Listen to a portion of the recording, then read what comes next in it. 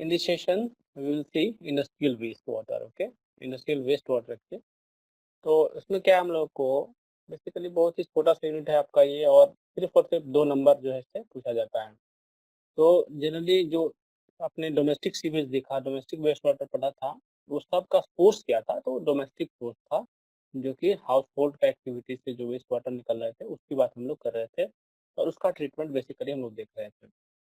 तो हालाँकि domestic waste water जो है काफ़ी इम्पोर्टेंट है, बिकॉज़ जो उसका वॉल्यूम है, ठीक है? वॉल्यूम ऑफ जनरेशन जो है, जो क्वांटिटी ऑफ जनरेशन है वो ज़्यादा है ना? जैसे इंडस्ट्री क्या है, इंडस्ट्री तो हर जगह इंडस्ट्री नहीं है। इंडस्ट्री जो है उसकी अपेक्षा जो है आपको कम है, जितना कि हाउसहोल्ड का वेस्ट जितना जनरेट होता है। तो लेकिन ये है कि इंडस्ट्रियल वेस्ट वाटर जो है उससे ज़्यादा ये खतरनाक है, बिकॉज़ इसमें क्या है, आपको बहुत सारे टॉक्सिक सब्सटेंसेस हैं, ठीक है? अपार्ट फ्रॉम ऑर्गेनिक लोड, यहाँ पे टॉक्सिक सब्सटेंस बहुत ज़्यादा है। उसके अलावा जो आप देखते हैं सस्पेंडेड सॉलिड, डिसॉल्व्ड सॉलिड, ये सब चीज़ें बहुत ज़्यादा यहाँ पे पाया जाता है, और वेरी करेगा ये किस पे वेरी करेगा कि इंडस्ट्री का टाइप क्या है। तो इंडस्ट्रियल वेस्ट वाटर का जो सोर्स है, वो बेसिकली क्या है, जो भी आप फैक्ट्रीज़ देख रहे हैं, जो भी इंडस्ट्री देख रहे हैं, जहाँ पे पानी का यूज़ होता है। तो ऐसे जो भी इंडस्ट्री है, और मैक्सिमम ऐसा इंडस्ट्री है जहाँ पे पानी का यूज़ होता है, और पानी जो है एज़ अ वेस्ट वाटर वहाँ से फिर डिस्पोज़ किया जाता है, ठीक है? उनके द्वारा। तो वही है इंडस्ट्रियल वेस्ट वाटर, जो कि जो जो वेस्ट वाटर आपको इंडस्ट्री से निकलेगा, राइट? तो इसमें आपको जनरली जो आपका जो यूनिट 4 है, इसमें आपको इंडस्ट्रियल वेस्ट वाटर का कैरेक्टरिस्टिक देखना है कि किस तरह का कैरेक्टरिस्टिक्स हो सकता है।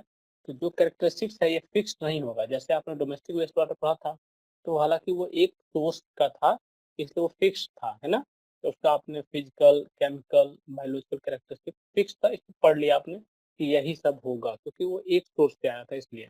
अब इंडस्ट्री की बात करेंगे तो there are so many industries are there, okay? Sugar industry, dairy industry हो गया, डिस्टिलरी हो गया, टेक्सटाइल हो गया, पेपर एंड पल्प हो गया, वाइन इंडस्ट्री हो गया, ठीक है? इसके अलावा टैनरीज हो गया, ठीक है? तो बहुत सारे ऐसे इंडस्ट्रीज हैं जिससे आपको वेस्ट वाटर निकलता है। प्लस अगर आपने जो लॉ वगैरह पढ़ा होगा, सीपीसीबी, एसपीसीबी वगैरह पढ़ा है ना, state board of pollution control, तो वो लोग क्या करते हैं, इंडस्ट्री को अपने टर्म्स एंड कंडीशन जो है उस पे एग्रीमेंट होता है कि आपको जो भी वेस्ट वाटर डिस्चार्ज करना है किसी भी रिवर में, स्ट्रीम में, जो भी सरफेस वाटर बॉडीज है, तो आपको प्रॉपर पहले उसको ट्रीट करना होगा, ट्रीटमेंट देना होगा। तो इंडस्ट्रियल वेस्ट वाटर का जो है, तो जो ट्रीटमेंट है वो इटसेल्फ कहाँ होना चाहिए? इंडस्ट्री पे होना चाहिए। जहाँ इंडस्ट्री है, इंडस्ट्री को ये करना चाहिए कि वो अपना प्लांट एक बनाए सेपरेट, अपार्ट फ्रॉम जो उसका इंडस्ट्री है उससे वेस्ट वाटर निकलेगा, और उसको ट्रीट करें, ठीक है? वो बेसिकली रूल है, उसको हम लोग लीगल बोल सकते हैं। अदरवाइज़ क्या होता है, कुछ फैक्ट्री, कुछ इंडस्ट्री क्या है, इलीगली जो है वेस्ट वाटर को डिस्चार्ज कर दे रहे हैं नदी में, रिवर में, तालाब में, या फील्ड्स में, ठीक है? तो उससे क्या हो रहा है कि वो जो है आपको सॉइल पॉल्यूशन कर रहा है, वाटर पॉल्यूशन कर रहा है, ठीक है? एयर पॉल्यूशन कर रहा है, तो ये सब चीज़ हो रही है, ठीक है? तो हम लोगों को सिर्फ़ और सिर्फ़ ये देखना है कि कौन से इंडस्ट्री से किस तरह का सीवेज निकले, वेस्ट वाटर निकलेगा, प्लस आपको ये देखना है कि उसके लिए कौन-सा ट्रीटमेंट अच्छा रहेगा, सजेस्टिव ट्रीटमेंट आपको देना है। तो अगर ट्रीटमेंट की बात करें तो ट्रीटमेंट क्या होगा कि सिमिलर एसटीपी जो होता है आपका, सीवेज ट्रीटमेंट प्लांट जो है, जो डोमेस्टिक वेस्ट वाटर के लिए यूज़ होता है, उसकी तरह तो नहीं होगा, थोड़ा-सा डिफरेंट होगा। क्या? थोड़ा-सा डिफरेंट क्यों होगा? क्योंकि इसमें टॉक्सिक सब्सटेंस ज़्यादा होगा। तो हमको क्या करना होगा, जो सर्टेन टॉक्सिक इम्प्यूरिटीज़ है, ठीक है? सर्टेन कुछ स्पेसिफिक इम्प्यूरिटीज़ मान लीजिए, जो भी इंडस्ट्री वाइज़ अगर देखेंगे, तो कुछ उसमें स्पेशल रहता है, ठीक है? जिस तरह का इंडस्ट्री रहेगा उस तरह का उसमें आपको सब्सटेंस इम्पार्ट हो जाएगा, वो आपको इम्प्यूरिटीज़ बन के आएगा। तो उसको पार्टिकुलरली हमको रिमूव करना होगा, ठीक है? तो उसको रिमूव करने के लिए हमें क्या है, आपको एक अलग से एक ट्रीटमेंट लाना होगा, ठीक है? कुछ एडिशनल ट्रीटमेंट करना होगा। तब जाके, अगर मान लीजिए उसको हम ट्रीट कर लेंगे, तब वो फिर waste water just like domestic waste water बन जाएगा। अगर हम उस पार्टिकुलर चीज़ जो कि उस इंडस्ट्री से निकल रहा है उसको रिमूव कर लें, एक्सट्रैक्ट कर लें, हटा लें, या प्यूरिफाई कर लें पहले उस चीज़ को, तब अगर उसको हम लोग ट्रीट करना चाहें, तो फिर वो एरेशन प्रोसेस, फिर वो आपका एएसपी प्रोसेस जो था, उससे कर लीजिए, ट्रिकलिंग फ़िल्टर का यूज़ कर लीजिए, ठीक है? आप और भी फ़िल्ट्रेशन का पार्ट है, एग्ज़ॉस्टिंग यूज़ कर लीजिए, कार्बन फ़िल्टर यूज़ कर लीजिए, तो ये सब को यूज़ कर सकते हैं, अगर हम पहले उसको प्री ट्रीटमेंट जो है ऐसा दें, ताकि उसमें जो स्पेसिफ़िक इम्प्यूरिटीज़ हैं, उसको रिमूव कर लिया जाए, ओके? तो इसको इसके लिए देखिए, इसके लिए जो बुक है आप पढ़िएगा, अगर आप पढ़ना है तो आप वो पढ़ लीजिए, जो सीवेज डिकम्पोज़िशन है, sewage disposal and air pollution जो एसटी गर्ग की बुक है, उसको पढ़ लीजिए। बाकी आपका जो क्लास बुक है, वो भी पढ़ सकते हैं, ठीक है ना? तो काफ़ी अच्छे से दिया हुआ है आपको बुक में, ठीक है। तो चलते हैं हम लोग अब देखते हैं इंडस्ट्रियल वेस्ट वाटर के बारे में देखते हैं। तो ये जो है आपका ये बुक जो है आपको जो एसके गर्ग की बुक है उसका स्नैप लिया गया है ताकि आप लोग समझ सकें, ठीक है? कुछ लोग के पास बुक है ना ये? Yes sir. ठीक है, तो काफ़ी अच्छी बुक है, अगर पढ़ना है उसको आप पढ़िए और आपको हर चीज़ उसमें नहीं पढ़ना है क्योंकि वो जो बुक है काफ़ी मतलब हर चीज़ के लिए है। यहाँ से लेके आईएएस की तैयारी लोग करते हैं, वो भी उसी बुक से पढ़ते हैं, गेट की तैयारी करने वाले उसी से पढ़ते हैं, बीटेक में लोग वही पढ़ते हैं। पर डिप्लोमा लेवल आपको उसमें से एक लिमिटेड कंटेंट पढ़ना है, क्योंकि बहुत ज़्यादा है, उतना पढ़िएगा आपको समय नहीं है। तो इसलिए एक लिमिटेड चीज़ को आप उठाइएगा और पढ़ सकते हैं। तो कहने का मतलब जो इंडस्ट्रियल वेस्ट वाटर है, waste water obtained from industries are generally much more polluted than the domestic और इवन कमर्शियल वेस्ट वाटर। जो कमर्शियल जो शॉप वगैरह होते हैं, जो जो आपको रहता है ना कमर्शियल जो भी चीज़ें हैं, उनसे जो वेस्ट निकलेगा, तो उससे ये काफ़ी पॉल्यूटेड रहता है। ये ऑब्वियसली आपको समझ में आ रहा होगा कि ये हाँ, ये ज़्यादा पॉल्यूटेड होगा, ओके? क्योंकि इसमें आपको जैसे इंडस्ट्री क्या करती है, जो उसको यूज़फुलनेस है, जो उसके लिए सही चीज़ है, उसको एक्सट्रैक्ट कर लेगा, निकाल लेगा और बाकी चीज़ों को वो डंप कर देगा, डिस्पोज़ कर देगा, समझे? तो जनरली वेस्ट वाटर में जो है बहुत सारा टॉक्सिक सब्सटेंस होने के कारण जो है इसका दिक्कत आता है।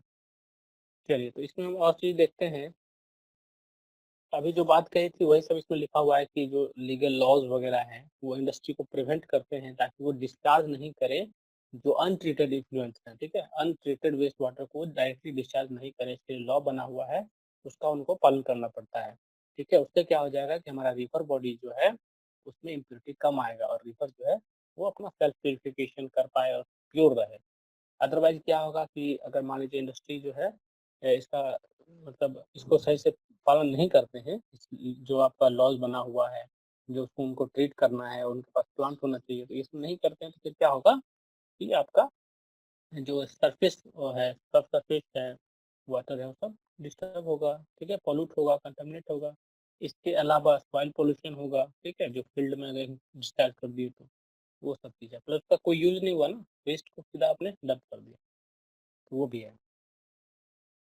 चलिए, अब देखिए मेथड्स की बात करें इंडस्ट्रियल वेस्ट वाटर को कैसे ट्रीट करेंगे, तो मैंने बताया आपको कि इसको हम लोग जो सीवेज ट्रीटमेंट प्लांट होते हैं, उसको उस तरह से सिंपल जो आपको कन्वेंशनल सीवेज ट्रीटमेंट प्लांट है। आवाज़ कट रही है? No sir. No sir. No sir. आवाज़ नहीं आ रहा है? आ रहा है क्या सबको?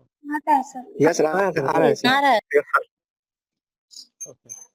तो जैसे इंडस्ट्रियल वेस्ट वाटर की बात करेंगे, तो industrial waste water usually contain several several chemical pollutants, okay, chemical pollutants and toxic substances in too large proportion, ठीक है? ये बहुत नोट करने वाली बात है कि इसमें क्या है, बहुत सारे केमिकल पॉल्यूटेंट हो सकते हैं एंड टॉक्सिक सब्सटेंस इसमें प्रेजेंट रहते हैं। हम जब देखेंगे कि कौन सा केमिकल पॉल्यूटेंट किस तरह का टॉक्सिक सब्सटेंस रहता है, हम देखेंगे इसको one by one. The characteristics of the produced waste water will usually vary from industry to industry. तो जो इंडस्ट्री है और ये क्या करेगा, इंडस्ट्री के टाइप पे डिपेंड करेगा किस तरह का इंडस्ट्री है, okay? And also vary from process to process even in same industry. मतलब अगर सेम काइंड ऑफ इंडस्ट्री है और उनका प्रोसेस चेंज है, ठीक है? वो कुछ और प्रोसेस से प्रोडक्ट को बना रहे हैं, कोई कुछ और ही तरीके से प्रोडक्ट को बना रहे हैं, अगर प्रोसेस चेंज भी हो रहा है, तो भी क्या होगा, वहाँ पे जो वेस्ट वाटर निकलेगा उसका कैरेक्टरिस्टिक्स वेरी करेगा। तो ये काफ़ी वेरी करता है, इसलिए हम इसको ऐसे एक मतलब एक साथ इसको नहीं लिख सकते हैं डायरेक्टली कि ये कैरेक्टरिस्टिक होगा। ओके, तो ये क्या है, चेंज हो सकता है। तो इसको करने के लिए हम लोग को जनरली क्या है, कुछ एडिशनल ट्रीटमेंट करना पड़ता है, ठीक है। एडिशनल सीक्वेंस अपनाना पड़ेगा, ठीक है। अपार्ट जो आपने वहाँ देखा था उससे थोड़ा अलग रहेगा यहाँ पे, और उसको यूज़ करके हम लोग जनरली ट्रीट करेंगे। तो यहाँ पे आपको मैं एक चीज़ दिखाऊँ कि जो जनरली यूज़ किया जाता है प्री ट्रीटमेंट कहिए एक तरह से, या इसको कंबाइन किया जाता है, एडिशनल ट्रीटमेंट बोल सकते हैं आप इसको। तो इसको या तो पहले यूज़ कर लेंगे या बाद में यूज़ कर लेंगे, तो ये सब चीज़ हम लोग करते हैं, इन एक्स्ट्रा करना पड़ जाता है, इंक्लूडिंग जो आपका कन्वेंशनल ट्रीटमेंट है सीवेज का। तो यहाँ पे देखिए, depending upon the quantum concentration, okay, toxicity and presence of non-biodegradable organics in an industrial wastewater, its treatment may consist of any one or more of the following processes. तो इस तरह के प्रोसेसेस को हम लोग यूज कर सकते हैं। तो आप लोग इसमें बायोलॉजिकल ट्रीटमेंट देख चुके हैं, ठीक है, फिजिकल ट्रीटमेंट देख चुके हैं और केमिकल ट्रीटमेंट भी देखे हैं, कुछ कुछ देखे हैं, ठीक है, सब नहीं देखे हैं, केमिकल भी कुछ देखे हैं। ओके, तो यहाँ पे देखिए, अगर बात करें पहला जो आप लिखा हुआ है इक्वलाइजेशन, ठीक है, दूसरा लिखा हुआ है neutralization, then physical treatment, chemical treatment और बायोलॉजिकल ट्रीटमेंट। तो 3, 4, 5 जो दिख रहा है आपको, ये पहले जैसे ही है, लेकिन केमिकल ट्रीटमेंट में कुछ आएगा, जैसे कि इलेक्ट्रोलाइसिस हो गया आपको, रिवर्स ऑस्मोसिस हो गया, ठीक है। तो केमिकल ट्रीटमेंट थोड़ा सा नया है जो कि इसमें ऐड होगा। ओके, जैसे वहाँ पे सेकेंडरी ट्रीटमेंट हुआ करता था जिसमें एरेशन और ये सब चीजें होती थी, तो वो चीज भी आएगा, ठीक है। तो वो चीज भी रहेगा जिसको हम लोग यूज करेंगे। उसके अलावा ये सब यूज करेंगे, दैट इज इक्वलाइजेशन, ठीक है, न्यूट्रलाइजेशन। इसको हम लोग को देखना है कि क्या होता है। सबसे पहले देखिएगा कि जनरली अगर फ्लो डायग्राम आपने देखा होगा, अगर पढ़ा होगा बिफोर रजिस्ट्रेशन, आपने बुक को अगर पढ़ा है तो आपने देखा होगा कि वहाँ पे इक्वलाइजेशन टैंक का नाम सुना होगा आपने, न्यूट्रलाइजेशन टैंक का नाम सुना होगा, सुना है किसी ने? Yes, sir. ठीक है, तो इक्वलाइजेशन टैंक एक्चुअली है क्या? तो ये क्या है, आपको एक सिंपल एक टैंक है, ठीक है, जिसमें क्या होता है, वेस्ट वाटर को होल्ड किया जाता है, कुछ समय के लिए रखा जाता है, प्लस मिक्स्ड कंडीशन में रखा जाता है। मतलब कहने क्या हुआ कि उसमें मिक्सिंग चलता रहेगा, कंटिन्यूअसली मिक्स्ड वेस्ट वहाँ पे बना रहता है, तो वो कंटिन्यूअसली मिक्स्ड कंडीशन में रहेगा। और उसका पर्पस क्या है कि उससे क्या हो जाए कि जो हमारा वेस्ट वाटर है वो क्या होगा, यूनिफॉर्म वेस्ट वाटर हो जाएगा। मतलब हमारा जो कैरेक्टरिस्टिक्स है वहाँ उसको वो यूनिफॉर्म हो जाए उसका। तो such an arrangement will of course be necessary when the waste water produced by the industry varies in characteristic and quantity over the entire day. तो होगा क्या कि मानिए इंडस्ट्री से आया, डिफरेंट इंडस्ट्री से आया, तो सबका क्या होगा, कैरेक्टरिस्टिक अलग अलग होगा। तो उसको हम लोग क्या कर सकते हैं, इक्वलाइजेशन कहने का मतलब क्या हुआ कि बराबर करना हो गया एक तरह से। अगर हिंदी की बात करें हिंदी में, तो इक्वलाइजेशन मतलब क्या हुआ, बराबर बराबर करना। तो मान लीजिए ए इंडस्ट्री से कुछ आया, कुछ बी इंडस्ट्री से आया, कुछ सी से आया, कुछ डी से आया, तो सब आया तो ये एक टैंक में आ जाएगा, ठीक है। एक टैंक में आ गया, एक टैंक में आया, इसको हम लोग यहाँ पे इधर रखेंगे। तो ये जो टैंक हुआ इसी को हम लोग बोल रहे हैं इक्वलाइजेशन टैंक। मतलब यहाँ पे क्या होगा, हम लोग कुछ समय के लिए पानी को रखेंगे, ठीक है, फॉर सर्टेन टाइम हम यहाँ रखेंगे और मिक्स कंडीशन में रखेंगे, ताकि वो मिक्स होके एक नए तरह का हमारा सीवेज वेस्ट वाटर बन जाए। समझ में आया? क्योंकि जो इंडस्ट्री ए से निकल के आया उसमें कुछ और कंटामिनेशन था, कुछ और था, कुछ और था, उसका कैरेक्टरिस्टिक अलग था, बी का कैरेक्टरिस्टिक अलग था, सी का भी अलग था, डी का अलग था, सब एक साथ कंबाइन हो गया, यहाँ पे आ गया, तो इक्वलाइजेशन हुआ यहाँ पे। तो इसलिए इसको इक्वलाइजेशन टैंक बोला गया। दिस इज नथिंग बट एक तरह से जो सेडिमेंटेशन टैंक को सोच लीजिए आप, उसी तरह का चीज है। तो इसमें क्या है, कंटिन्यूअस मिक्सिंग चलता रहता है। मतलब अगर टैंक है तो इसमें क्या होता रहेगा, इस तरह से आपको मिक्सिंग यहाँ पे चलता रहेगा। ये क्या होगा, रोटेट करते रहेगा, मिक्स करते रहेगा इसको, और ये जो आपका सीवेज जो वेस्ट वाटर है वो मिक्स होते रहेगा। तो ये कंडीशन बना रहता है ताकि जो हमारा प्रॉपर्टी है वो यूनिफॉर्म हो जाए। समझ में आया चीज? समझ में आया? Yes, sir. इक्वलाइजेशन समझ में आया चीजें? तो इक्वलाइजेशन बेसिकली आपको अगर एग्जाम में है तो डेफिनेशन कहीं पूछा जा सकता है इक्वलाइजेशन क्या है। अदरवाइज ये भी नहीं पूछेगा आपको, अगर पूछना है तो सजेस्टिव ट्रीटमेंट वगैरह पूछता है। बाकी कैरेक्टरिस्टिक्स है वो पूछ सकता है आपको, इक्वलाइजेशन वगैरह का डेफिनेशन जरूर आ सकता है। तो एक इक्वलाइजेशन का मतलब यही हो गया कि हमको यूनिफॉर्म वेस्ट वाटर को प्रोड्यूस करना है, that's why we use a tank, okay, in which continuous mixing is taking place, okay, और कुछ समय के लिए हम उसको रखेंगे, ठीक है, एक टाइम के लिए उसको वहाँ पे स्टे कराएंगे, होल्ड कर देंगे पानी को, उसके बाद फिर हम उसको नेक्स्ट प्रोसेस के लिए भेजेंगे। तो अभी फ्लो चार्ट देखिएगा तो वहाँ दिखिएगा आपको कैसे हम लोग नेक्स्ट प्रोसेस के लिए यूज कर रहे हैं। तो आइए अब देखते हैं, हम लोग नेक्स्ट में देखेंगे, आपको दिख रहा होगा न्यूट्रलाइजेशन। तो न्यूट्रलाइजेशन से सुनने जब नाम ही से पता चल जाएगा आपको कि न्यूट्रलाइज करना है यहाँ पे। तो न्यूट्रलाइज किसको करेंगे? सपोज अगर हमारा जो वेस्ट वाटर आया, तो इक्वलाइजेशन के बाद अगर सपोज उसमें हमको दिखा कि वो ज्यादा एसिडिक है, ज्यादा एल्कलिनिटी है, क्योंकि हमेशा हम लोग को क्या है, टेस्टिंग तो करना पड़ेगा। जब भी आप वेस्ट वाटर लेके आते हैं तो ट्रीटमेंट से पहले आपको क्या करना पड़ेगा? टेस्टिंग करना पड़ेगा, उसका क्वालिटी निकालना पड़ेगा, ठीक है। क्वालिटी निकालेगा तभी तो आपको पता चलेगा कि किस तरह का उसको ट्रीटमेंट की जरूरत है। तो टेस्टिंग का यहाँ काफी इंपॉर्टेंट रोल है बिफोर ट्रीटमेंट, मतलब प्रायर टू ट्रीटमेंट आपको रिपोर्ट तैयार करना है, आपको क्वालिटी असेस करना पड़ेगा किसी भी वेस्ट वाटर का, ठीक है। ये आप पहले भी पढ़े होंगे, जैसे कैसे चैप्टर आ रहा था हमारा, पहले हम लोगों ने क्वालिटी समझा उसका, ठीक है। अगर सबसे शुरू की बात करें तो पहले हम लोग क्वांटिटी समझा हम लोगों ने, याद है? Yes. तो इसीलिए जो है ये सीक्वेंस है, एक्चुअली जो क्वालिटी है उसको हम लोग को डिटरमाइन करना है, किस तरह का उसका क्वालिटी है उसको एनालाइज करके प्रॉपर एक तैयार करना हो। हाँ, इसमें इतना बीओडी है, इसमें इस तरह का एसिडिटी है, अल्कलिनिटी है, तो ये है वो है, तो इस तरह हर चीज आपको निकालना होगा। तो न्यूट्रलाइजेशन का मीनिंग क्या है कि न्यूट्रलाइजेशन क्या करता है, अगर मान लीजिए जो वेस्ट वाटर है आपका, इंडस्ट्रियल वेस्ट वाटर आपके पास आया, तो अगर उसमें अल्कलिनिटी ज्यादा है तो हम लोग क्या ऐड करेंगे? एसिड ऐड करेंगे, ताकि क्या हो जाए, न्यूट्रलाइज हो जाए, ठीक है। पीएच को आप क्या करिए, जैसे पीएच बहुत ज्यादा है मतलब क्या हुआ, अल्कलाइन है, तो उसको कम करेंगे। अगर एसिडिटी का मतलब क्या, पीएच बहुत कम है तो एसिडिक कंडीशन हो गया, तो उसको हम लोग अल्कली ऐड करके फिर उसको न्यूट्रलाइज करेंगे। तो ये एक प्रोसेस है जिसको बोलते हैं न्यूट्रलाइजेशन। तो neutralization means neutralizing the excessive acidity or alkalinity of the particular wastewater by adding alkali or acid, okay, respectively, to the wastewater. This may be achieved either in the equalization tank where possible, जहाँ पे संभव है हम उस पे क्या करेंगे, equalisation tank में ही हम लोग एक डोज ऐड कर देंगे एसिड का, अगर अल्कलाइन है तो। अगर मान लीजिए वो एसिडिक है तो एल्कली का डोज ऐड करेंगे तो हो सकता है। और सेपरेट न्यूट्रलाइजेशन टैंक में भी ये भी हो सकता है। तो बेसिकली इक्वलाइजेशन और न्यूट्रलाइजेशन जो है काफी इंपॉर्टेंट है, और इसको हर जगह आपको ऑलमोस्ट ये दिखेगा जब हम लोग इंडस्ट्रियल वेस्ट वाटर ट्रीटमेंट की बात करते हैं, तो हर जगह आपको ये टैंक प्रायर ट्रीटमेंट आपको दिखेगा, ठीक है। बेसिकली ये आपको डोमेस्टिक सीवेज में नहीं दिखता है, दिखता है? पहले सुने थे इसका, नहीं सुने थे इक्वलाइजेशन टैंक को? No, sir. तो इक्वलाइजेशन टैंक हम Yes, लोग sir. इंडस्ट्रियल वेस्ट वाटर में सुनते हैं, देखते हैं। चलिए, उसके बाद अगर बात करें कि फिजिकल ट्रीटमेंट क्या देते हैं हम लोग इंडस्ट्रियल वेस्ट वाटर को, तो वहाँ पे भी सेडिमेंटेशन का यूज काफी होता है। तो सेडिमेंटेशन तो हम लोग 2-3 बार पढ़ चुके हैं।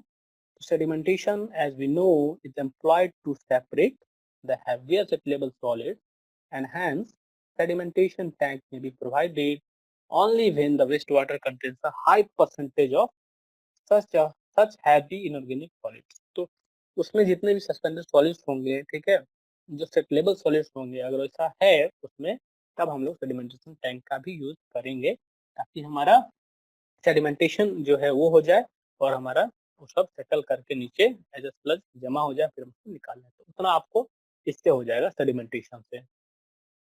एक और टर्म आपको यहाँ सुनने को मिलेगा जो कि जस्ट लाइक एक बोलिए तो एरेशन प्रोसेस टाइप का है, ठीक है। ये जो एयर डिफ्यूजन हम लोग करते थे उस टाइप का है, वो आपको नीचे दिख रहा होगा, ठीक है। तो नीचे आपको दिख रहा होगा flotation, okay, this is flotation again physical treatment. तो इन फ्लोटेशन हम लोग क्या करते हैं, हम लोग क्या कर रहे हैं कि नीचे से, टैंक के नीचे से, बॉटम से, आपको याद होगा एक बार हम लोग क्या करते थे, एयर को डिफ्यूज कर रहे थे यूजिंग कंप्रेशर, ठीक है। एयर कंप्रेशर यूज करके हम लोग नीचे से एयर को डिफ्यूज कर रहे थे ऊपर की तरफ। तो हम लोग फ्लोटेशन में यही करते हैं। इसमें होता क्या है कि जो एयर आएगा, ठीक है, वो क्या करेगा, जो सस्पेंडेड पार्टिकल है उसको क्या करेगा, उससे अटैच हो जाएगा, ठीक है। जो बबल आएगा, बबल बनेगा ना, जब एयर आएगा नीचे से तो बबल बनाएगा, बबल बनेगा, वो क्या होगा, जो फाइन सस्पेंडेड पार्टिकल तो उससे अटैच हो जाएगा, उसके बाद क्या होगा, उसको उठा के ले जाएगा ऊपर, ठीक है, जो बायोन्सी का जो आप कॉन्सेप्ट समझते होंगे। तो उसके बाद जो बबल है उसके साथ जो फाइन सस्पेंडेड पार्टिकल है वो ऊपर आ जाएगा, ठीक है, बबल के साथ। फिर उसके बाद क्या होगा, उसको सरफेस से हटा लिया जाएगा, जैसे स्टीमिंग टैंक में करते हैं उस तरह से हम उसको रिमूव कर सकते हैं। उसको हम लोग स्कीमस बोल सकते हैं कि स्कीमस हमारा बाहर आ जाएगा। स्कीमिंग से प्रोसेस से याद है कैसे करते थे, स्कीम को निकालते थे।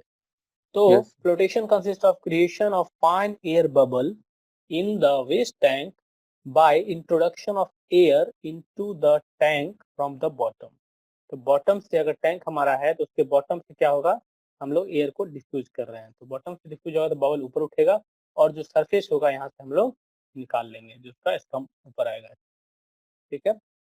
तो वो चीज है, the rising air bubbles attach themselves to the fine suspended particles, increasing their buoyancy and finally lifting them to liquid surface for consequent removal by steaming। तो फिर उसको वहां से निकाल लिया जाएगा, ठीक है। जैसे वहां पे देखते होंगे स्टम जमा होता था, उसको हम लोग ऊपर से निकाल लेते थे। तो ये बेसिकली आपको फिजिकल ट्रीटमेंट हो गया। तो फिजिकल ट्रीटमेंट में ये सब हम कर सकते हैं। उसके अलावा केमिकल ट्रीटमेंट की अगर बात करें तो केमिकल ट्रीटमेंट में जनरली देखिए, जो आपका सेकेंडरी ट्रीटमेंट आप देखते होंगे वो जो है आपको सीवेज में दिखता होगा, एरेशन और ये सब प्रोसेस, वो प्रोसेस भी यहाँ पे इम्प्लॉयड होगा। लेकिन ये हम क्यों कर रहे हैं, जो अभी आप देख रहे होंगे, ये सब प्रोसेस क्या कर रहा है कि एडिशनल चीजों को निकालेगा, ठीक है। एडिशनल जो इम्प्योरिटीज है उस तरह की चीजों को ये क्या कर सकता है, निकाल सकता है। जब आप फिजिकल ट्रीटमेंट अभी देख रहे हैं तो उससे क्या हो जाएगा कि जो फिजिकल इम्प्योरिटीज है वो रिमूव हो सकता है। तो वो तो पहले भी आपने देखा होगा कि उसको इम्प्लॉयड करते हैं। केमिकल ट्रीटमेंट की बात करें तो इसमें हम लोग क्या करते हैं, कुछ चीजों को और यूज करेंगे। जैसे देखिए, chemical treatment is often necessary before the biological treatment, though sometime it may not be required at all, sometime it may however serve as final stage of treatment। तो कभी कभी क्या हो जाता है, जैसे सर्टेन टाइप ऑफ अगर industry से हमारा वेस्ट वाटर आया है, तो अगर मान लीजिए उसको केमिकल ट्रीटमेंट से ही हमारा पूरा ट्रीटमेंट हो जाएगा तो हम इसी से करते रह जाएंगे, फिर हम लोग और कुछ नहीं करेंगे और बायोलॉजिकल ट्रीटमेंट नहीं देंगे। क्या क्यों हम एरेशन करने जाएंगे, ठीक है, क्यों हम और कोई डिसइंफेक्शन प्रोसेस लाने जाएंगे, तो और कुछ नहीं करेंगे अगर हमारा इससे हो जाता है। तो कभी कभी इसका जरूरत पड़ता है, ठीक है, ठीक है, कभी कभी इसका जरूरत नहीं भी पड़ सकता है। Since chemical treatment is costly and expensive exercise, care should be taken to see if it could be avoided altogether to achieve our required goal। मतलब कि अगर हमारा काम ऐसे ही चल जाए, सपोज कि हम इसको एरेशन प्रोसेस एम्प्लॉय कर ले और हमारा काम हो जाए, ठीक है। ज्यादातर आप देखेंगे सब कुछ एरेशन बेस्ड है, एरोबिक कंडीशन जहाँ भी हो रहा है तो देखेंगे कि एरेशन बेस्ड चीजें हैं। जैसे ऑक्सीडेशन डिच हो गया, ऑक्सीडेशन फॉन्ड हो गया, तो ये सब का यूज आप लोग कर सकते हैं इसमें। तो अगर मान लीजिए इससे हमारा काम चल जाएगा तो हम लोग क्यों पर्पस से हम लोग reverse osmosis, electrodialysis, chemical oxidation इस तरह की चीज क्यों करें, क्योंकि ये सब करना, ये चीजें जो भी ट्रीटमेंट आप देख रहे हैं दीज आर कॉस्टली। तो अगर हम लोग अगर बात करें केमिकल ट्रीटमेंट में क्या क्या हो सकता है, ठीक है, तो chemical treatment is used to recover the dissolved organic matter from wastewater and may consist of one or more of the following process। तो यहाँ पे प्रोसेस आपको दिख रहा होगा, ठीक है, रिवर्स ऑस्मोसिस एक प्रोसेस आपको दिख रहा है, इलेक्ट्रोडायलिसिस दिख रहा होगा, chemical oxidation, chemical coagulation, okay, adsorption दिख रहा होगा, जो कि हम लोग कार्बन फिल्टर यूज करते हैं, ठीक है, एक्टिवेटेड कार्बन से हम लोग एडजॉर्प्शन करते हैं। डीआयोनाइजेशन, जो आपको याद होगा आयन एक्सचेंज मेथड की तरह है, सिमिलर मेथड है, ठीक है, आयन एक्सचेंज मेथड जो होता है उसी तरह से कोलाइडल इम्प्योरिटीज क्या होगा, जो अपोजिटली चार्ज पार्टिकल उससे अटैच होकर रिमूव हो जाएगा। थर्मल रिडक्शन कहने का मतलब क्या हुआ कि हम लोग क्या कर सकते हैं, सर्टेन टाइप ऑफ मटेरियल को एक्सपेक्ट करके उसको जला सकते हैं, ठीक है, उस तरह से हम उसको रिड्यूस कर सकते हैं। एक हो गया एयर स्ट्रिपिंग हो गया।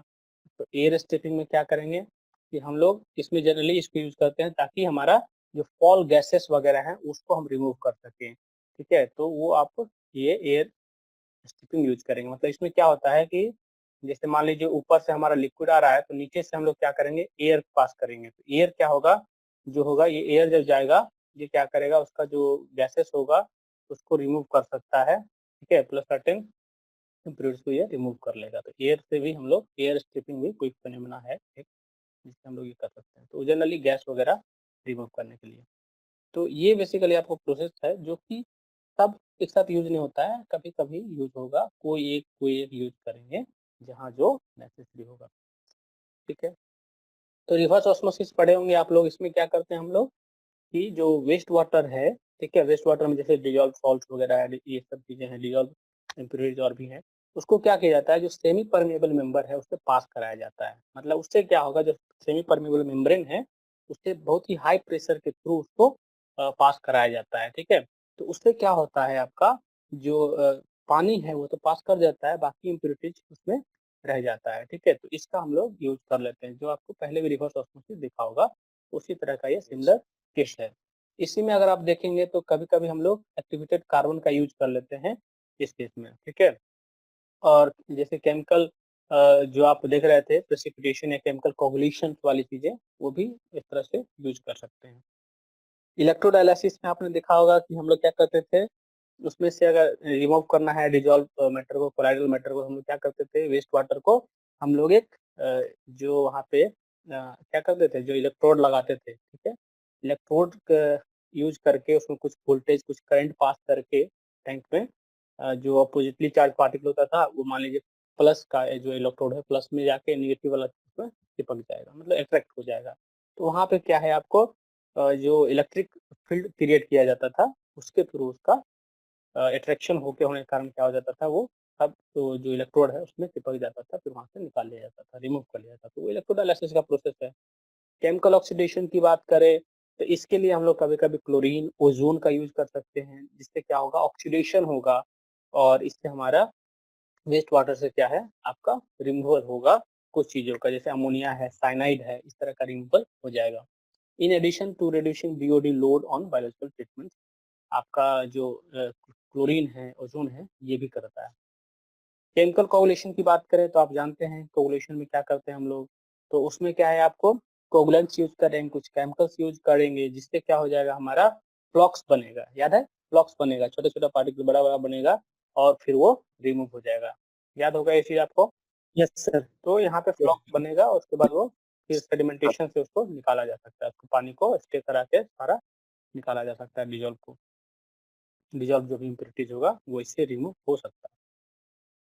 उसके बाद और भी देखेंगे, कुछ नाम इसमें देखे होंगे आपको। जैसे एडज़ॉर्प्शन की बात करें तो एडज़ॉर्प्शन क्या है, इसमें हम लोग क्या करते हैं, जो नॉन बायोडिग्रेडेबल ऑर्गेनिक्स है, जैसे कुछ सिंथेटिक डिटर्जेंट हो गया, कलर हो गया, ऑर्डर हो गया, तो ये सब वेस्ट वाटर से अगर निकालना है तो ये बहुत ही अच्छा प्रोसेस है एडज़ॉर्प्शन का, जिसमें हम लोग एक्टिवेटेड कार्बन का यूज़ करते हैं।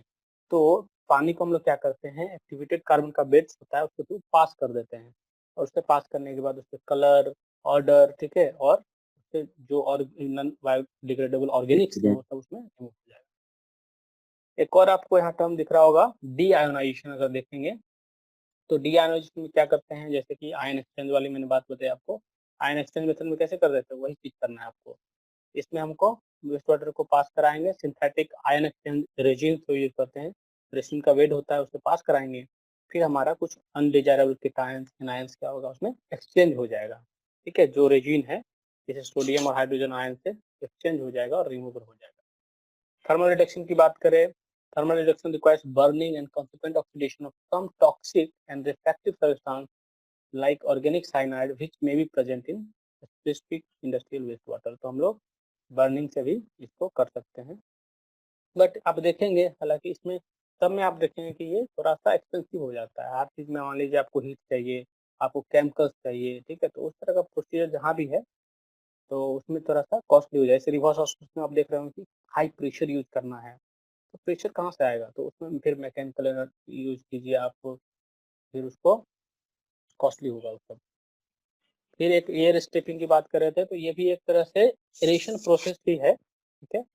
तो इसमें जनरली गैसेस जो है उसको रिमूवल करते हैं एयर स्ट्रिपिंग के थ्रू, ठीक है? फिर बायोलॉजिकल ट्रीटमेंट की बात करेंगे, तो बायोलॉजिकल ट्रीटमेंट में क्या होता है, when जब industrial waste water contain large quantity of biodegradable substance, तब जाके आपको बायोडिग्रेडेबल सॉरी बायोलॉजिकल ट्रीटमेंट करना है, ठीक है? जैसे आप जैसे एरेशन बोल रहे हैं, एएसपी बोल रहे हैं, ये सब कब करेंगे? जब वहाँ पे आपको बहुत ज़्यादा बायोडिग्रेडेबल सब्सटेंस होगा तो। यहाँ पे एक चीज़ और इम्पोर्टेंट है नोट करने का, ये रेशियो आपने पढ़ा होगा बीओडी टू सीओडी रेशियो, तो इसका एक अपना Yes. इम्पोर्टेंस। तो बीओडी बाय सीओडी का इम्पोर्टेंस अगर आप समझिए, यहाँ पे मैं 2 चीज़ आपसे पूछूंगा कि बीओडी का मतलब पहले आप समझाइए मुझको, फिर सीओडी का मतलब समझाइए, फिर हम इसको रेशियो को डिस्कस करते हैं क्योंकि काफ़ी इम्पोर्टेंट है। तो क्योंकि ये जो रेशियो है ना, ये तुरंत बता देगा कि किस तरह का ट्रीटमेंट देना है किसी वेस्ट वाटर को। तो बताइए तो बीओडी क्या है? बीओडी से क्या समझ रहे हैं? किससे इक्विवेलेंट सर है ये? किसके इक्विवेलेंट? जैसे कोई भी वाटर है उसमें ऑर्गेनिक मैटर है। ऑर्गेनिक मैटर हम्म। 2 टाइप का हो सकता है, एगो बायोडिग्रेडेबल और एक नॉन बायोडिग्रेडेबल। हाँ हाँ बिल्कुल। बायोडिग्रेडेबल जिसमें बीओडी आएगा और सर नॉन हम्म, बायोडिग्रेडेबल में दोनों, नॉन बायोडिग्रेडेबल और बायोडिग्रेडेबल दोनों आएगा सीओडी में। सीओडी में। तो देखिए ये इतना ही समझना है, यस। इतना ही समझना है। तो वो दोनों चीज़ें जब हम लोगों को इक्विवेलेंट अब दे रहा है, बीओडी आपको बायोडिग्रेडेबल दे रहा है, सीओडी आपको दोनों दे रहा है, बायोडिग्रेडेबल यस। और नॉन बायोडिग्रेडेबल नॉन दे रहा है। बायो, ठीक है। तो सपोज अगर ये ratio BOD to COD ratio अगर मान लीजिए हमारा ज़्यादा है, सपोज कोई एक सर्कल पर मान लीजिए कितना हम बोलना कितना आपको बोलना बोलिए, इसका परसेंटेज एक फिक्स करके बताइए, इसका रेशियो क्या ले लें, फिर हम उस पर बात बोलेंगे। चलिए कितना लिखा जाए? 0.5। 0.5। 1 0.5। 1 लिख सकते हैं, नहीं सर। 1 लिख सकते हैं, 1 नहीं हो सर, वन सकता है नहीं लिख less one. Then equal to 1, less than equal to यदि 1 ये मान तो, लीजिए कहीं नॉन बायोडिग्रेडेबल नहीं हो सपोज, हाँ उस तब हो कंडीशन सकता में है। हो यस। सकता है, जी सर, तब यस हो सर। जाएगा बना। मतलब लेस देन इक्वल टू 1 हो सकता है। तो आप यस। एक से ज्यादा यहाँ नहीं बोल सकते कि 1.5 बोल दिया 1.2 बोल दिया, इस तरह का रेशियो तो नहीं आना है। जी सर, नहीं तो होगा। अगर बोले जैसे आपने बोला 0.5, तो 0.5 बोलने का मतलब क्या हुआ कि जैसे इसमें क्या हो गया, 50% जो हो गया आपको बायोडिग्रेडेबल हो गया, है ना? Yes sir. 50% आपको ये हो जाएगा, 50% ये हो जाएगा, इस जी तरह सर। से ये बोलिए। अगर मान लीजिए अगर ये 0.3 है, इसका मीनिंग क्या हुआ कि हमारा बायोडिग्रेडेबल मैटर कम होगा उसमें, है ना? बायोडिग्रेडेबल मैटर कम है, तो उसको कम ट्रीटमेंट है। करने की क्या आवश्यकता है?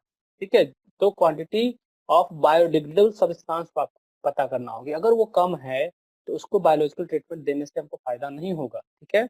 वहाँ पे जरूरत नहीं पड़ेगा वैसा, ठीक है? क्योंकि वो डिस्पोजल करेंगे तो जो भी बायोडिग्रेडेबल थोड़ा बहुत रहेगा वो रिमूव हो जाएगा। तो अगर मान लीजिए 0.2 है, 0.1 है, तो इसको आपको ट्रीट करने की आवश्यकता नहीं है, बायोलॉजिकल ट्रीटमेंट देने की आवश्यकता नहीं है। जो यहाँ पे लिखा होगा आप देखिए,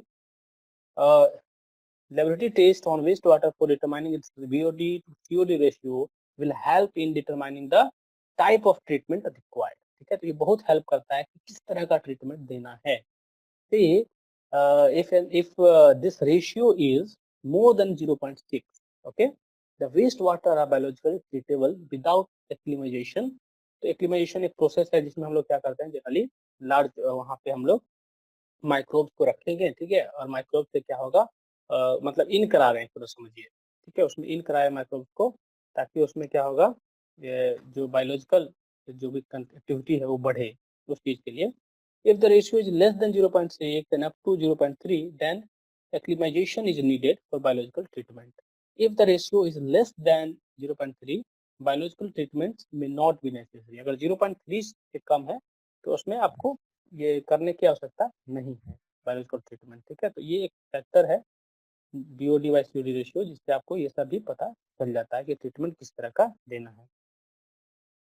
तो एक चीज आप देखिए यहाँ पे, एक्लीमेटाइजेशन की बात करें, consist of the gradual exposure of the waste water in increasing concentration of the seed. Seed मतलब क्या हुआ, जो माइक्रोब्स है, ठीक है, और initial micro organisms population under a control condition.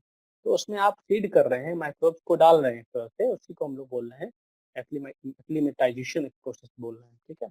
तो इस पे आपको उतना ध्यान अभी देना नहीं है, आपको सिर्फ इतना समझना था कि इसमें जब ट्रीटमेंट, जब बायोडिग्रेडेबल जो मैटर ज़्यादा होगा, सब्सटेंस ज़्यादा होगा, तो हम क्या करेंगे, उसको ट्रीटमेंट देंगे। तो ये हम इस रेशियो से पता कर सकते हैं।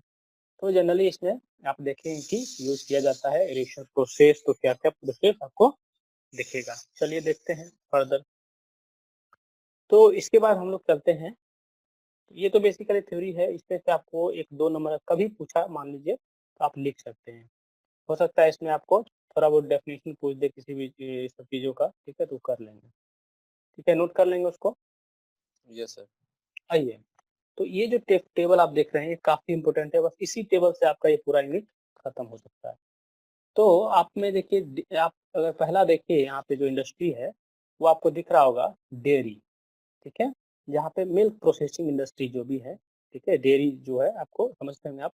तो वो जो इंडस्ट्री है उससे किस तरह का पॉपुलेशन का कैरेक्टरिस्टिक्स है वो आप देखिए। तो जो डेयरी प्रोसेसिंग, जो डेयरी का इंडस्ट्री है, आपको डेयरी इंडस्ट्री जो है, मिल्क प्रोसेसिंग प्रोसेसिंग इंडस्ट्री जो आपका है, वहाँ पे अगर अगर देखेंगे कि वेस्ट वाटर अगर वहाँ से निकलता है, तो उसमें आप देखिएगा तो इस तरह का पॉपुलेशन कैरेक्टरिस्टिक दिखेगा। वहाँ पे मानिए बीओडी जो होगा 800 टू आपको दिख रहा है 1000 mg पर लीटर, वहाँ पे इस तरह का रेंज का आपको बीओडी दिख सकता है। बीओडी टू सीओडी रेशियो आपको इस तरह का दिख सकता है, मतलब यहाँ बायोलॉजिकल ट्रीटमेंट चाहिए, राइट। यहाँ पे हैवी ऑयल एंड ग्रीस का आपको कंसंट्रेशन दिख सकता है, हाई डिजॉल्व सॉलिड्स दिख सकता है, हाई सस्पेंडेड सॉलिड दिख सकता है, high nitrogen, very strong the biodegradable. तो इस तरह का चीज आपको वहाँ पे दिख सकता है, ठीक है। ये मेजर चीजें लिखी हुई हैं कि क्या स्पेशल एक्चुअली इसके वेस्ट वाटर में रहेगा, ठीक है। तो वहां से जो पानी निकलेगा उसमें इस तरह का जो इम्प्योरिटीज है वो प्रेजेंट रहेगा, इस अमाउंट में, इस रेंज में रहेगा। तो यहाँ पे अगर आपको सजेस्ट करने के लिए बोला जाए कि यहाँ पे किस तरह का ट्रीटमेंट सजेस्ट करते हैं आप, तो क्या करिएगा बताइए? बायोडिग्रेडेबल जो बायोलॉजिकल ट्रीटमेंट है देंगे आप क्या? Yes sir. जिस यस सर। एक्यूमुलेशन करेंगे सर। वो तो देना पड़ेगा। चलिए, तो इसमें हम लोग क्या करेंगे कि इसका देखेंगे हम लोग। देखिए, तो यहाँ पे सजेस्टिव ट्रीटमेंट लिखा हुआ है, देखिए टेबल के ऊपर सजेस्टेड ट्रीटमेंट। तो aerobic biological treatment either in the form of rate high rate trickling filters या एक्टिवेटेड स्लज प्लांट्स जो हम लोग पढ़ रहे थे, will generally suffice for this industry. मतलब ये पहले नहीं यूज करना है, ये यूज करना है। तो शुरू में क्या यूज करते हैं, जैसे आपने पढ़ा अभी इक्वलाइजेशन हो गया, वो यूज कर लेंगे, इक्वलाइजेशन टैंक में पहले कर लेंगे, ठीक है। ये सब करने के बाद हम जाएंगे ट्रिकलिंग फिल्टर पे या एक्टिवेटेड स्लज प्रोसेस पे जाएंगे। तो इसमें क्या है, aerobic biological treatment either in the form of high rate trickling filters और activated sludge plant will generally suffix for this industry. Still, however, due to the intermittent nature of wastewater discharge, an equalization tank, ठीक है, with और without aeration में भी preferably use, ये भी हो सकता है कि हम लोग उसमें इक्वलाइजेशन टैंक यूज करेंगे, विथ और विदाउट एरेशन हम उसमें यूज कर लेंगे। ओके, तो ये हो गया। एक और चीज यूज कर सकते हैं, अन एडवांस लोकेशन, जहाँ पे मान लीजिए इस तरह के इसका एक्टिवेटेड स्लज प्रोसेस नहीं हमारे पास है, ट्रिकलिंग फिल्टर हमारे पास नहीं है, तो वहाँ पे उसकी जगह हम लोग क्या यूज कर सकते हैं, जो आपका ऑक्सीडेशन डिच है और एरेटेड लाइगोन्स, सेम चीज है, एक्सटेंडेड एरेशन जो पढ़े थे लास्ट सेक्शन में हम लोग, तो ऑक्सीडेशन डिच का यूज कर लेंगे, ठीक है। तो in place of activated sludge process और in place of trickling filter हम लोग कर सकते हैं ऑक्सीडेशन डिच का यूज कर लेंगे।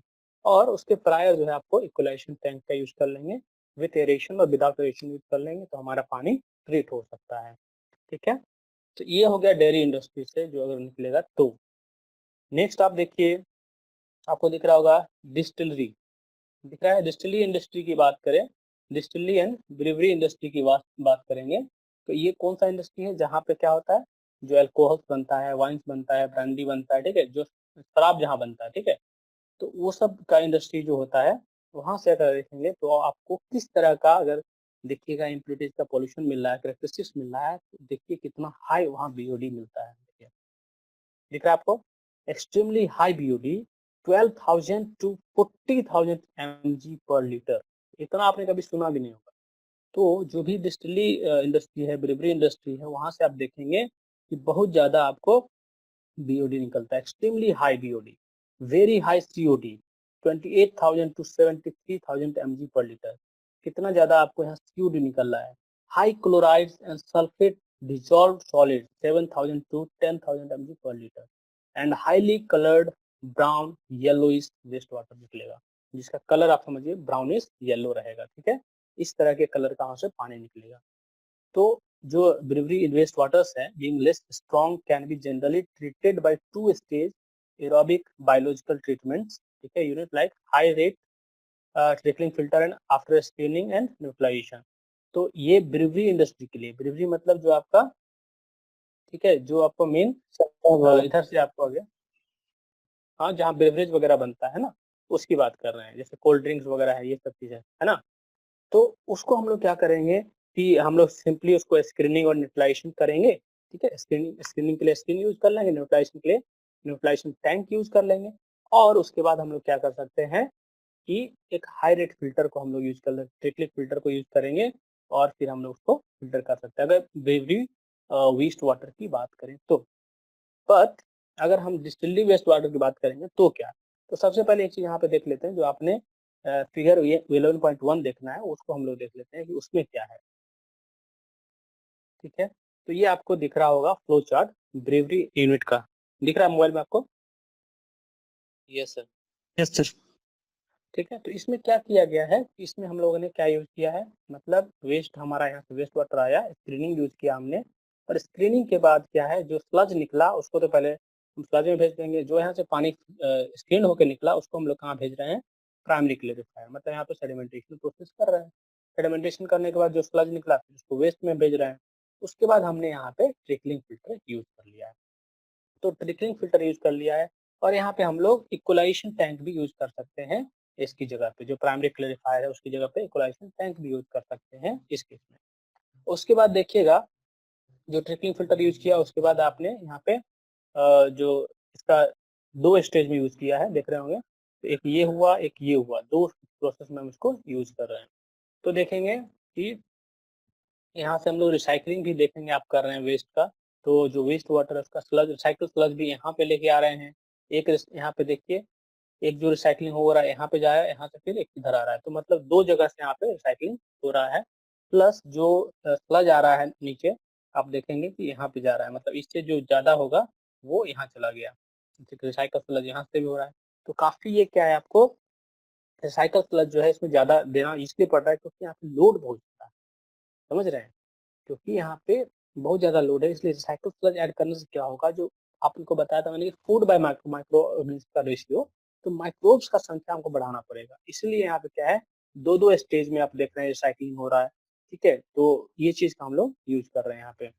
तो यहाँ पे देखेंगे आप सैंड ड्राइंग बेड्स, ठीक है? जो आपको याद होगा, हम लोग जब स्लज का डाइजेशन करते हैं, जो स्लज निकलता है उसका डाइजेशन करते हैं तो यहाँ से करते हैं। ठीक है, तो इस तरह का कुछ फ्लो चार्ट आपको इसमें बनेगा। तो इसको आपको हर चीज़ ये नहीं करना है, क्योंकि देखिए चैप्टर जो है आपका लिमिटेड है, तो 2 मार्क्स, तो इसको उतना ही ध्यान देना है आपको कि 2 नंबर आप ले आए। ठीक है, 2 नंबर कहने का मतलब इससे क्या पूछ सकता है, सिंपली एक डेफिनिशन आ सकता है, अदरवाइज़ 1-2 न्यूमेरिकल आ सकता है, ठीक है, सॉरी ऑब्जेक्टिव आ सकता है, ठीक है ना? Yes sir. तो इसको उसी एंगल से पढ़िए ताकि ज़्यादा समय इस पे ना बर्बाद हो, बट आपको एज़ अ नॉलेज, एक नॉलेज के लिए काफ़ी अच्छा लगेगा जान के कि हम इसको भी जान रहे हैं कि इंडस्ट्री से जो वेस्ट वाटर निकलता है, कितना हाईली पॉपुलेटेड होता है, ठीक है? जो डिस्टिलरी से निकलता है, कितना हाईली पॉपुलेटेड होता है, क्या रेंज होता है, वो आपको दिखेगा। तो this is 2 stage aerobic treatment suggest किया गया है ब्रीवरी यूनिट के लिए, आपको दिख रहा है। ओके, अब हम लोग चलते हैं फिर से, देखते हैं डिस्टिलरी के लिए हम लोग क्या यूज़ कर रहे हैं। But yeast sludge distillery waste water, yeast मतलब क्या हुआ, एक तरह से मतलब वो क्या बोलते हैं उसको, ये रिलेटेड टू वही है, मतलब आपको वायरस बोलिए, बैक्टीरिया बोलिए, उसी से रिलेटेड है। तो जो स्लज डिस्टिलरी स्लज होगा, ठीक है, yeast sludge distillery waste water जो है डिस्टिलरी से निकलता है, generally makes it highly polluted, ठीक है, क्योंकि बैक्टीरियल लोड है, प्लस इसमें आपको ज़्यादा पॉल्यूशन होगा देन ब्रीवरी इंडस्ट्री से जो निकल रहा है उसका। तो yes, as shown in the column जो आपको दिख रहा होगा, thereby necessitating two-stage treatment consisting of biological anaerobic treatment followed by aerobic treatment। तो 2 तरह से इसमें ट्रीटमेंट करते हैं, दोनों तरह का इसमें सजेशन दिया गया है कि आप कर सकते हैं, आपको एनारोबिक प्लस एरोबिक दोनों ट्रीटमेंट यहाँ करना होता है, क्योंकि यहाँ पे स्लज भी आ रहा है प्लस बैक्टीरियल लोड भी आ रहा है, तो दोनों तरह की चीज आ रही है। स्लज भी निकल के आ रहा है कहाँ से, डायरेक्टली फ्रॉम द डिस्टिलरी वहां से, ठीक है, और आपको इससे बैक्टीरियल लोड भी आ रहा है, ऑर्गेनिक लोड भी आ रहा है, तो दोनों को ट्रीट करने के लिए हम लोग एनारोबिक प्लस एरोबिक ट्रीटमेंट दोनों एम्प्लॉयड करते हैं इस केस में। तो उसका भी अगर आप फिगर देखेंगे, फ्लो चार्ट अगर देखिएगा तो आपको दिखेगा, ठीक है, कुछ इस तरह का आपको दिख रहा होगा यहाँ पे, ठीक है। तो इसमें हम लोग जनरली क्या करते हैं, जो जहाँ से आएगा, जिस तरह का अगर मान लीजिए स्लज आ रहा है, तो स्लज को पहले एनारोबिक डिकम्पोजिशन कर रहे हैं। ये देखिए डिस्टिल्ड वेस्ट है, तो यहाँ से अगर आया तो इसको एनारोबिक लेगून्स में ले गए, ताकि यहाँ क्या हो, स्लज जो डाइजेशन का प्रोसेस है, डिकम्पोजिशन का प्रोसेस है, वो हो, ठीक है। स्लज का क्लियर है, स्लज का, हम वेस्ट वाटर की बात नहीं कर, स्लज की बात कर रहे हैं। तो स्लज का यहाँ डाइजेशन हो रहा है, एक तरह से जो वेस्ट निकल रहा है डिस्टिल्ड से, वो ब्रीव हाउस वेस्ट अगर आ रहा है तो फिर सीधा उसको हम एरेटेड लेगून्स में ले गए। तो ये सारा एक्चुअली वेस्ट वाटर है, ठीक है, सारा एक्चुअली वेस्ट वाटर है।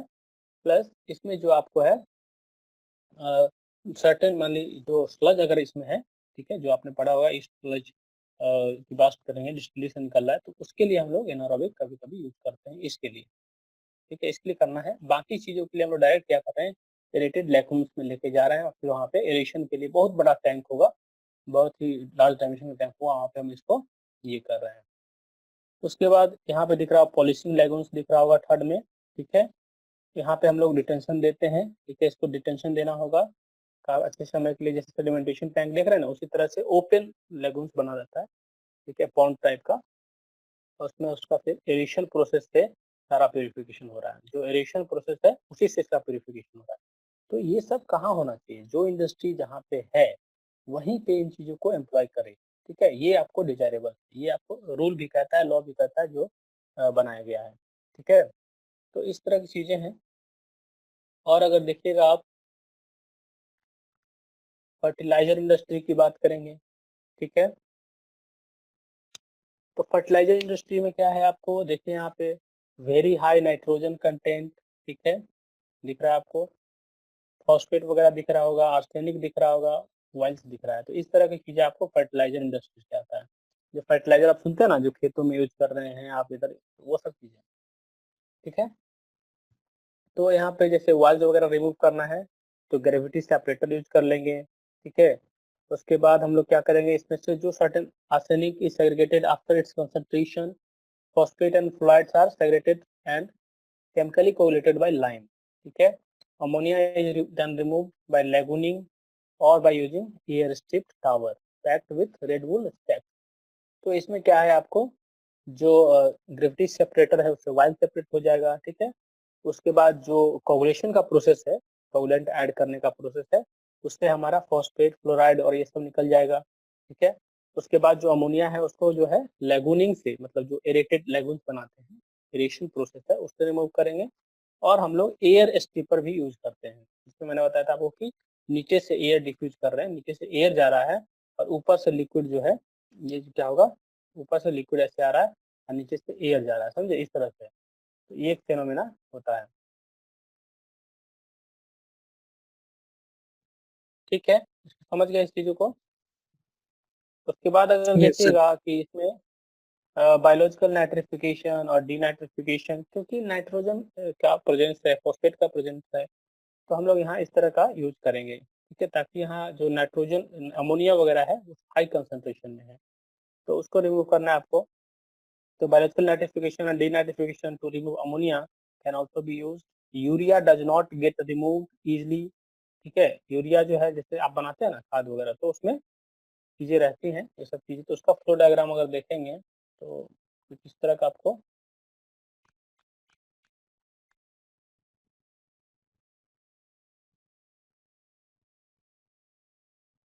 ठीक है, ये तो आपको कॉम्प्लेक्स फर्टिलाइजर प्लांट है, वहाँ का दिखाया जा रहा है कि अलग अलग तरह से चीजें आ रही हैं, ठीक है। और जैसे जैसे आपको चीज है उसको उस तरह से ये किया जा रहा है, मतलब अमोनिया प्लांट से हमारा जो भी चीज आ रहा है उसको, वाइल बेयरिंग वेस्ट है तो वाइल सेपरेट करेंगे, तो जिस तरह का वेस्ट होगा उस तरह का सेपरेशन करेंगे। आर्सेनिक बेयरिंग वेस्ट है उसको इवेपोरेशन करके निकालेंगे। अदर कंटेनिंग अमोनिया वेस्ट है, अमोनिया प्लस यूरिया है तो नाइट्रिफिकेशन, डीनाइट्रिफिकेशन ये सब ऐड करेंगे, ठीक है। बॉयलर प्लांट है, अमोनिया सल्फेट प्लांट है, सल्फ्यूरिक एसिड है, तो इसको कोई ज़्यादा ट्रीटमेंट की आवश्यकता नहीं है, इसको हम लोग इफ्लुएंट में ऐड कर रहे हैं। डीमिनरलाइजेशन में हम लोग केटायन एक्सचेंज, एनायन एक्सचेंज का करके हम लोग फिर इसको इफ्लुएंट में भेज रहे हैं। Phosphoric acid plant, DAP plant, इसमें चॉक पॉन्ड हो गया, लाइम ऐड करना, कोगुलेशन का जो प्रोसेस है, कोगुलेशन के बाद सेटलिंग करा देंगे। तो ये सब आपको डिपेंड करता है कि किस तरह का चीज़ है, उस पे डिपेंड करेगा, ठीक है। और अगर आप एक कॉमन फ्लो चार्ट देखना चाहते हैं तो यहाँ पे दिख रहा होगा flow chart of for treating wild refineries, जो वाइल्ड रिफाइनरीज का भी हम देखेंगे उसका इधर दिया हुआ है, ठीक है। तो काफी देखिए, इसको इसके लिए चिंता नहीं करना आपको कि पूरा याद रखना है, आपको एज ए नॉलेज इसको पढ़ लेना है, क्योंकि आपको हमेशा बता रहे हैं कि ये जो यूनिट आपका छोटा सा यूनिट है, आपको सिर्फ इंडस्ट्री का पता होना चाहिए, आपको इतना पता होना चाहिए कि इतना हाई लोड कहाँ से क्या निकलता है। तो आप थोड़ा सा कैरेक्टरिस्टिक को जरूर पढ़ लीजिए, ताकि कोई पूछ दे कि किस इंडस्ट्री से ज़्यादा पॉल्यूशन हो रहा है, किस इंडस्ट्री से हमारा ज़्यादा ये बैक्टीरियल लोड है और बीओडी है। तो आपको एक ऑब्जेक्टिव पूछेगा तो मान लीजिए 10 4 को नाम दे दिया इंडस्ट्री का, उसमें से पूछा जाएगा कि किसमें सबसे ज़्यादा बैक्टीरियल लोड होगा, किसमें ज़्यादा सीओडी होगा, किसमें बीओडी होगा, किसमें सस्पेंडेड सॉलिड ज़्यादा होगा। तो इस तरह क्वेश्चन कर लेंगे, इस तरह से पढ़ाई कीजिए इसको, ठीक है। उसके बाद देखिए वाइल्ड रिफाइनरीज की बात करेंगे, तो इसमें ज़्यादातर आपको वाइल्ड दिखेगा, ठीक है, ऑल्सो दिख रहा है। फिर ये इसमें आपको H2S RSS इज ऑल्सो एक कंपाउंड है, ठीक है, एक ऑर्गेनिक कंपाउंड है, ये भी ऑर्गेनिक कंपाउंड, इनऑर्गेनिक कंपाउंड होगा। उसके बाद फिनोलिक कंपाउंड इसमें ज़्यादा होगा, फिनॉल्स वगैरह ज़्यादा होगा जो वाइल्ड रिफाइनरीज है उसमें, ठीक है। Physical separation of free oils in gravity separator, ठीक है। उसके बाद आप देखेंगे जो एयर फ्लोटेशन है उस प्रोसेस को याद करेंगे, विद और विदाउट फ्लोकुलेशन, और टू रिमूव वाइल, तो वाइल रिमूव करना एक हो गया। केमिकल ट्रीटमेंट में यूज करेंगे, कोगुलेशन यूज करेंगे, फ्लोकुलेशन यूज करेंगे, सेडिमेंटेशन यूज करेंगे, ठीक है। उससे हमारा जो इमल्सिफाइड वाइल्स है वो रिमूव होगा। उसके बाद अगर फाइनल बायोलॉजिकल ट्रीटमेंट की बात करेंगे तो हम लोग स्टेबलाइजेशन पॉन्ड, जो ऑक्सीडेशन पॉन्ड का नाम वही है, एरेटेड लैगून, वो भी एक तरह का ऑक्सीडेशन डिक जो बोल रहे हैं, ट्रिकलिंग फिल्टर या एक्टिवेटेड स्लज प्रोसेस, तो फाइनल बायोलॉजिकल ट्रीटमेंट में ये एम्प्लॉयड कर सकते हैं। तो इसका फिगर आप जो है उधर देख सकते हैं, उसी में जो नीचे दिख रहा होगा यहाँ पे,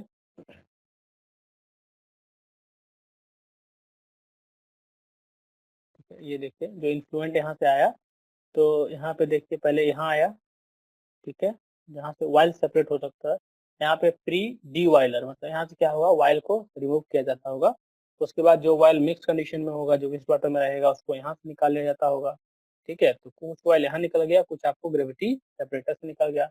फिर देखिए यहाँ पे एरेशन टैंक दिया गया है, फिर कोगुलेशन, क्लोरीनेटेड कॉपर क्या है, एक कोगुलेंट है, याद है, क्लोरीनेटेड कॉपरस जो होता है एक कोगुलेंट है, उसको ऐड कर रहे हैं, लाइम ऐड कर रहे हैं, उसके बाद फिर क्या है, फ्लोकुलेशन और ये प्रक्रिया यूज कर रहे हैं। तो उससे फिर आप आगे बढ़ेंगे तो देखेंगे सेटलिंग फिल्टर का यूज कर रहे हैं, ठीक है। फिर सेकेंडली सेटलिंग टैंक का यूज कर रहे हैं, और इसके बाद एक रिसाइकलिंग भी कर रहे हैं, मतलब एक्टिवेटेड प्लस प्रोसेस भी कर रहे हैं, ताकि हम उसमें ऐड कर लें।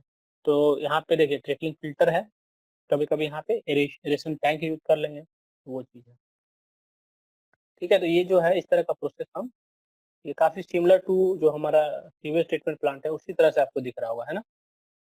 क्योंकि वाइल वगैरह हम लोग भी यूज करते हैं डोमेस्टिक एक्टिविटीज में, उससे भी हमारा वाइल निकलता है, ठीक है, समझ रहे हैं चीजों को। Yes sir. ठीक है, उसके बाद जो है आपको कुछ चीजें और भी हैं, पेपर और पल्प मिल्क वगैरह है, ये सब तो हम लोग नेक्स्ट सेशन में देखेंगे, ठीक है, क्योंकि ये ज़्यादा हो जाएगा आज के लिए। तो आप देखिए अभी तक जो भी पढ़े हैं, इस वीडियो को बार बार देखिएगा, ठीक है, और नोट बनाइए, और छोटा सा नोट अपना बना लीजिए। प्लस उतना ज़्यादा फोकस नहीं करना है इस यूनिट को, बार बार कह रहा है कि 2 नंबर का है तो उसी हिसाब से पढ़ना है, ठीक है ना, उसी के हिसाब से तैयार करना है इसको आपको। प्लस बाकी इंफॉर्मेशन के लिए, इसके लिए नोट के लिए बना लीजिए, ताकि आपको फ्यूचर में काम आए, बाद में कॉम्पिटिशन में काम आए, ये सब चीज़ों में काम आए। तो इस टेबल को आप जरूर एक बार पढ़ें, फिर से याद करें, ठीक है। इसमें 11 तरह की इंडस्ट्रीज आपको दिख रहा होगा, 10 तरह के, तो इतने तरह का आपको इसमें दिख रहा है। तो इतना ही पढ़ना है, इतना ही पढ़ना है, यूनिट खत्म हो जाएगा। तो इसका जब हम नेक्स्ट सेशन करेंगे तो होपफुली इसमें आपका ये जो यूनिट है वो खत्म हो जाएगा, ओके, और फिर हम लोग फर्दर आगे बढ़ेंगे, ठीक है। तो इसको आप लोग Yes, देख लेंगे, और हो सके तो इस टेबल को बनाइए, और इस तरह से बनाइए, जैसे ये टेबल काफी बड़ा है तो आप एक छोटा सा ऐसा फिगर तैयार कीजिए, ताकि आपको ऑब्जेक्टिव क्वेश्चन बन जाए, उस तरह कुछ तैयार करना है तो तैयार कर लीजिए। और उसको बार-बार देखिए, एक बार देखिएगा तो ऐसे याद हो जाए, इस तरह से उसको बनाइए नोट्स को। ठीक है, तो thank you for this Yes, आज के लिए। thank you, sir. Thank you sir.